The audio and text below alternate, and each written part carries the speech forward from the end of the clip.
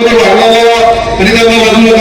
Ticket देताना आपण त्यांनी गुंतवणूक त्यांना जागा दिली. आमचे नितीन शेठ थोडत असतील त्यांची जी विशेष आहे अत्यंत सुसंस्कृत अगदी कीर्तन प्रवचन करणारी उच्च शिक्षित सगळ्या समाजाची बसरूट असणारी तिचं तिकीट नाकारलं.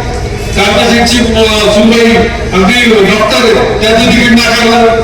माझं नगराध्यक्षपद येऊ नये, माझं सुनेला नगराध्यक्षपद येऊ नये मध्ये युक्ती केली आणि आम्हाला पक्षातून बदला लागलं. पण मी जर आव्हान करतो की तुम्ही फक्त हे चुकीची कामं करू शकता, आम्हाला थांबवू शकता, पक्षातून थांबवू शकता. पण मला हे माहित आहे की आम्ही अपक्ष म्हणू. आता मला पक्षाने पण निलंबित केलंय, तुम्ही नगराध्यक्षपद घालवलंय, तर अपक्ष म्हणून आम्ही किती कामं करू शकतो.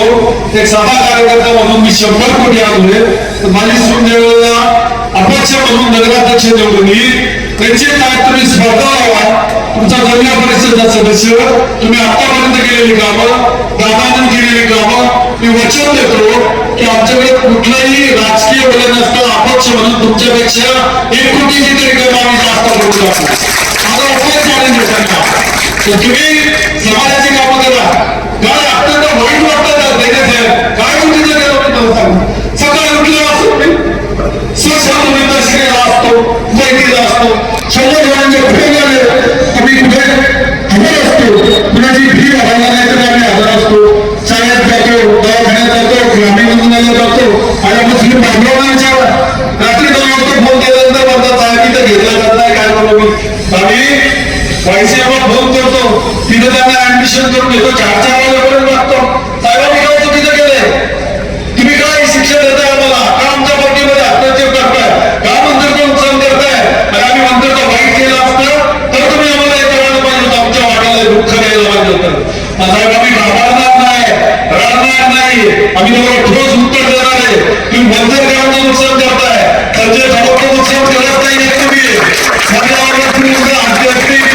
तो समाज आहे, सगळे हिंदुत्वादी संघटना आहे, सर्व बाबी धर्माचे आहे, तो सन्मानचं पाठबळ आहे.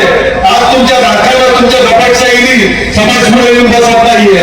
मला कळलं आमचे कार्यकर्ते म्हटलं सेट कसं करायचं, आम्ही सभादाला घेऊ. आपल्याला कोणी झाले सगळे घाबरतात.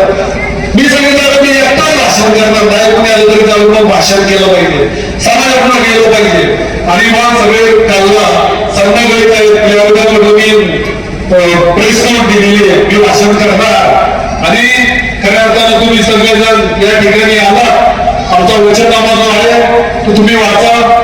नंतर खऱ्या अर्थानं संत तुकाराम महाराजांची मूवी ते तुमच्याकडे जसे रामेश्वर नाव येऊन गेले तसे संत तुकाराम महाराजांच्या पांडुरंगाच्या मंदिरामध्ये येऊन गाथा लिहिली असं पवित्र शहर आहे. तरी आम्हाला परत ते पवित्र शहर बनवायचं आहे.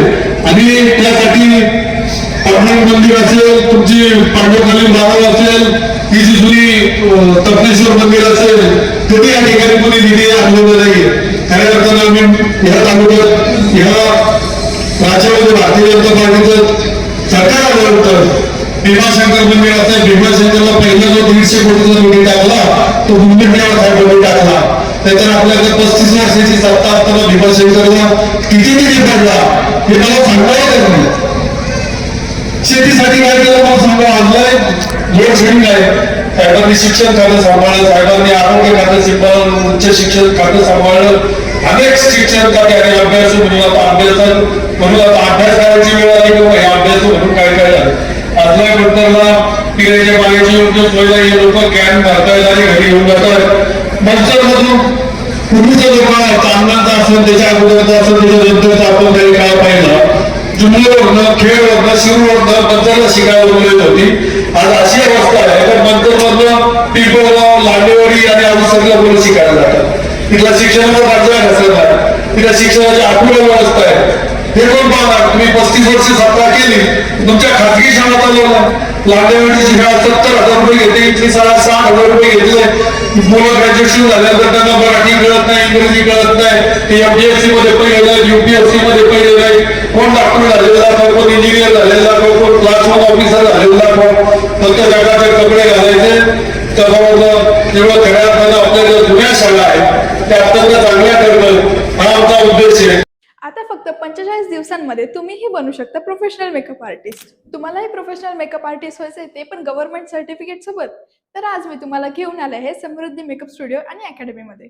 इथे तुम्हाला professional makeup classes, bridal makeup service आणि संपूर्ण मंचरमध्ये तुम्हाला इथेच मिळणार आहे गव्हर्नमेंट सर्टिफाईड कोर्स. इथे तुम्हाला लागणारे डेली मटेरियल अगदी ब्रश पासून सर्व काही पुरवण्यात येणार आहे. तसंच सर्व मशिनरी व प्रीमियम क्वालिटी प्रोडक्ट्स तुम्हाला इथे प्रॅक्टिससाठी दिले जाणार आहेत आणि स्पेशल ॲडव्हान्स हेअर शिकण्यासाठी डमी आणि सोबतच पूर्ण कोर्ससाठी लागणारी वॅनिटी सुद्धा इथे आपल्याला फ्री मिळणार आहे. मेकअप क्लासेसमध्ये तुम्हाला 3D makeup, HD makeup, air brush, skin knowledge, product knowledge सोबतच स्किन टाईप नुसार प्रॉब्लेमॅटिक स्किनवरती सुद्धा मेकअप कसा करायचा तेही शिकवले जाणार आहे. यांची प्रत्येक बॅच 45 दिवसाच्या कालावधीची असून पिगमेंटेशन, डस्की आणि ऑइली स्किन सारख्या प्रॉब्लेमॅटिक स्किनवरती तुमचे प्रॅक्टिकल घेण्यात येणार आहे. या आहेत स्टुडिओचे owner Mrs Sunita Erande ma'am. आतापर्यंतच्या यांच्या 10 बॅचेस सक्सेसफुल झालेल्या आहेत आणि ह्या स्वतः 15 वर्षांपासून या फील्डमध्ये कार्यरत आहे. त्यासोबतच यांची नवीन बॅच 3 डिसेंबरला चालू होत आहे. तर अधिक माहितीसाठी खालील दिलेल्या नंबरवरती कॉल करा आणि आजच आपले ऍडमिशन बुक करा. यांचा पत्ता मंचर बस स्टँड समोर कावेंजली फॅशन ज्वेलरीच्या वरती 2nd फ्लोअर.